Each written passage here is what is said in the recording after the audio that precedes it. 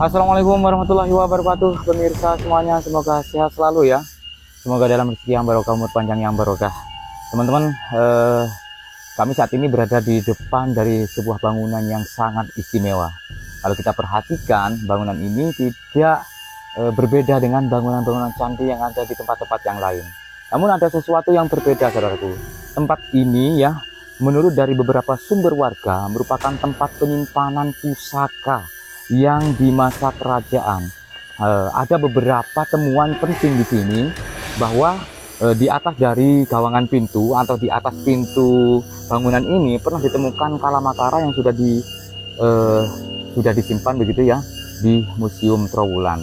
Dan di belakang sana di dalam hutan pernah ditemukan angka tahun yang berangka tahun 1231 Saka atau 1309 Masehi, yang artinya pada masa itu merupakan masa kerajaan Majapahit sebelum Ratu Tribhuwana Tunggadewi dinobatkan sebagai ratu.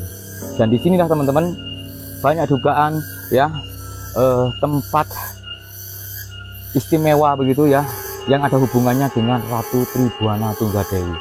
Oke. Ada beberapa hal begitu ya di sini ya, bahwa bangunan ini tidak mengalami kerusakan sama sekalipun. Meskipun ini berdekatan dengan Gunung Kelut, teman-teman. Ini menghadap ke selatan begitu ya, yang kemungkinan orientasinya menghadap ke puncak Gunung Kelut ya. Jadi tidak mengalami kerusakan sama sekali. Jadi bisa dibayangkan ya bagaimana karya leluhur kita ya melekatkan suatu batu andesit ya, dengan yang mungkin ini masih rahasia, belum terpecahkan bagaimana mereka melekatkan satu batu dengan satu batu yang lain sampai saat ini melekat begitu kokoh dan kuat begitu teman-teman. Dan seperti inilah kondisi yang bernama Candi Wringin Branjang. Kenapa dinamakan Candi Wringin Branjang? Karena di masa kolonial, saudaraku ya, di sini terdapat pohon beringin yang sangat besar sekali sehingga akarnya meliliti menutupi bangunan ini dan sampai tidak terlihat dari luar. Dan di masa Belanda dibersihkanlah sehingga tampak kelihatan begitu ya bangunan megah seperti ini. Namun setelah masa kemerdekaan, Belanda sudah pulang ke negaranya, bangunan ini tertutup lagi oleh semak belukar dan ditemukan oleh salah satu sesepuh dari desa Gadungan ini yang diduga begitu ya merupakan manusia tertua di Blitar. Beliau sudah almarhum, meninggal di umur 100 tahun lebih, yang bernama Mbah Harjo Kentelut. Beliaulah yang menemukan Candi Branjang ini, saudaraku. Oke, kita coba koreksi, kita coba lihat begitu ya, secara dari berbagai macam sisinya begitu ya, bahwa bangunan ini merupakan bangunan seperti rumah ya kalau kita lihat ya. Namun ada ventilasi begitu di depan. Nah, itu adalah ventilasinya di kanan dan di kiri. Ya, yang artinya kemungkinan kalau ada ventilasi, artinya mungkin di dalam situ terdapat orang yang menjaga atau ada orang yang berada di dalam begitu ya, supaya udara bisa keluar masuk secara sempurna begitu dan pernapasan cukup baik di dalam. Nah, kalau kita lihat dari sisi pintunya, teman-teman, pintu ini sepertinya begitu ya, ini mempunyai dua pintu begitu ya, yang bisa dibuka tutup, karena kami dapatkan seperti engsel begitu ya, seperti slot pintu di bagian bawah, saudaraku. Coba dilihat ya, ini adalah slot pintu di bagian bawah. Nah, ini di bagian bawah di pojok kanan dan kiri ini ada slot pintu seperti lubang kecil begitu ya. Mungkin teman-teman boleh masuk, monggo yang mau masuk bisa dilihat. Nah, ini senternya Kang Tejo. Nah, bisa dilihat di situ ada dua slot pintu, berada di bawah kanan dan kiri dan berada di atas. Bisa, nggak apa-apa, boleh masuk Kang. Ayo masuk yuk. Nah, rahayu, permisi. Nah, ini Kang, ini adalah slot pintunya ya.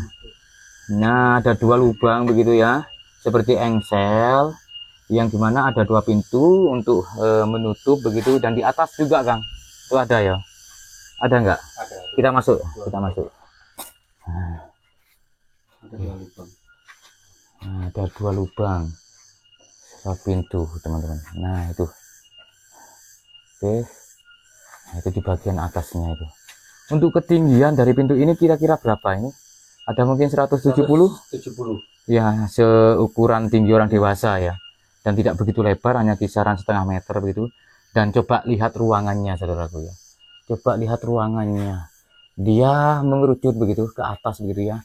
Layaknya candi-candi yang berada di daerah lain. Nah, seperti itu ada penghuninya, ada kelelawar gitu ya.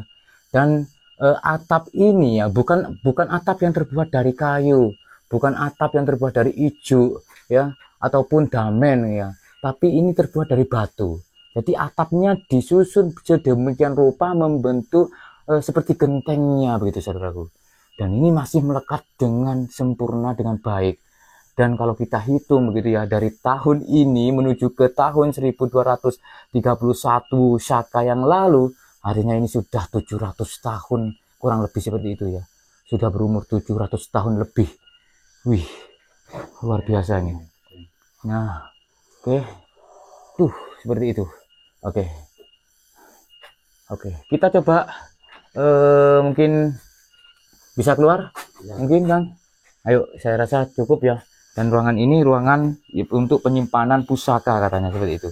Ruangannya seperti ini, teman-teman, untuk penyimpanan pusaka Majapahit. Dan ada juga beberapa tutur warga, ini tempat penjaga ya, ketika ada seseorang gitu ya, ataupun tamu begitu yang masuk begitu ya, dia ataupun prajurit ini berjaga di sini begitu ya. Dan banyak pusaka yang disimpan di dalamnya. Oke. Namun tidak hanya sampai di sini, saudaraku. Ini merupakan punden Bronda ataupun candi yang bertrap-trap ya. Dan ini di bagian depan. Di sini kita bisa melihat apa namanya, umpak-umpak begitu ya. Nah, di situ ada umpak, artinya ada bangunan lagi ya. Nah, itu ada bangunan lagi begitu ya. Nah, bahkan terselip di tanah ini ya. Di lereng tanah ini terselip umpak begitu ya. Yang artinya kalau ini dipugar begitu secara maksimal, ada kemungkinan besar terdapat bangunan yang lebih megah di dalamnya. Oke. Dan teman-teman, kita coba memutar. Nah, ini bagian sisi luar ya.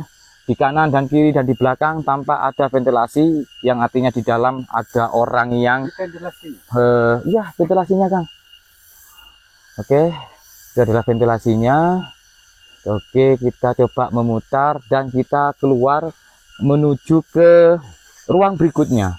Karena ini orientasinya menghadap ke selatan, teman-teman, yang artinya di utara nanti akan ada banyak kita temukan bangunan-bangunan yang berhubungan dengan kerajaan ya. Nah, ini umpaknya masih berserakan di sini, saudaraku. Untuk posisinya saya kurang tahu ya, apakah dari awal dulu ditemukannya sudah posisi seperti ini atau terpindah begitu karena faktor alam, kita tidak tahu ya. Kita coba keluar, saudaraku. Kita keluar menuju ke ruang berikutnya, yang menurut dari Mbah Suroso selaku anak dari Mbah Harjo, penemu dari situs ini ya, untuk kawasan situs Candi Wiringin Branjang ya, atau yang berada di desa Gadungan ini ya, luasnya itu berhektar-hektar, teman-teman. Kita sudah masuk di ruang ataupun di area hutan ini. Kita bisa dengarkan ya. Nah, itu ada kumbang tenggeret ya, yang khas sekali berada di dalam hutan begitu ya, teman-teman. Nah, ya, kalau kita melihat dari sini, maka untuk kultur tanah ya, untuk kultur tanahnya ini semakin meninggi begitu ya. Saya saat ini berjalan menuju ke utara, yang mana di kejauhan sana tampak sekali, kalau tidak terhalang oleh pohon-pohon cemara ataupun pohon besar yang lain ini, tampak sekali puncak Gunung Kelut, saudaraku. Bahkan di sini sudah dibuka begitu untuk pendakian Gunung Kelut jalur Blitar. Oke, ini bisa dilihat, teman-teman. Di situ agak rendah begitu ya untuk kondisi tanahnya. Namun kalau kita ke sini, ini mulai meninggi, saudaraku. Ini mulai meninggi. Nah, disinilah ada banyak sekali kami dapati begitu ya, trap-trap batu yang dari andesit, yang mungkin waktu itu sebagai talud atau sebagai pembatas dari ruangan awal menuju ke ruangan selanjutnya. Oke, kita coba agak percepat dan mulai ngos-ngosan. Oke, nah, dan karena memang di sini adalah area hutan ya, nyamuknya banyak, saudaraku, banyak banget. Oke,